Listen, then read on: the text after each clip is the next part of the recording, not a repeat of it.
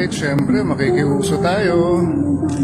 Dito tayo kay Diwata. Dito kami magla-lunch. Galing kami ng Good Morning Kapatid. Tayo magtatanghalian.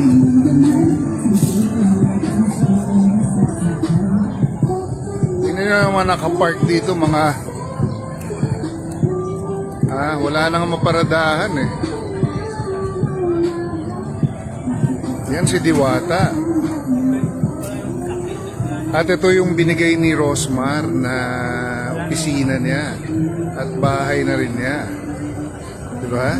At tingnan mo naman yung mga sasakyan na kumakain dito. Ay, mga sasakyan ng mga tao na kumakain dito. Ayan, ito yung kusina niya. The famous kusina ni Diwata.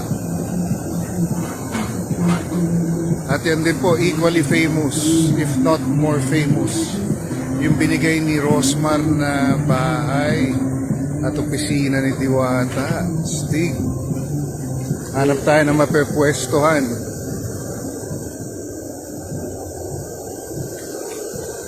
Daming kumakain, wala na mapwestohan. Klase, no? Right, ito na yung order namin. Ito yung sikat na pares ni Diwata at barbecue. Matitikman na natin. Order pa kami ng chicken.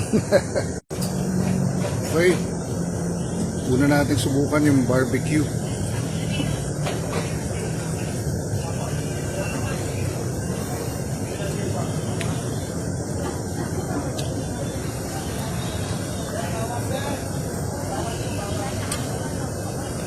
Sarap pa.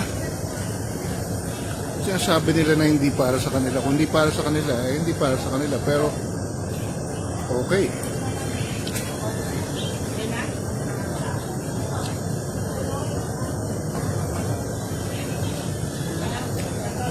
At hindi kami pumila ng matagal. Siguro hindi ganun karami tao ngayon. Pero marami. Dito lang kami for 30 minutes pa lang. Okay, susubukan naman natin ngayon itong pares. Pork pala to, pork. Ewan ko lang kung may halong beef, ano.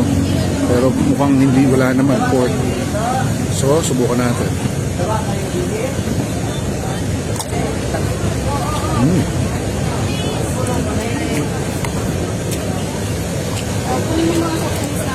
Okay naman for 100 not bad. 100, only rice, may soft drink pa. Meron.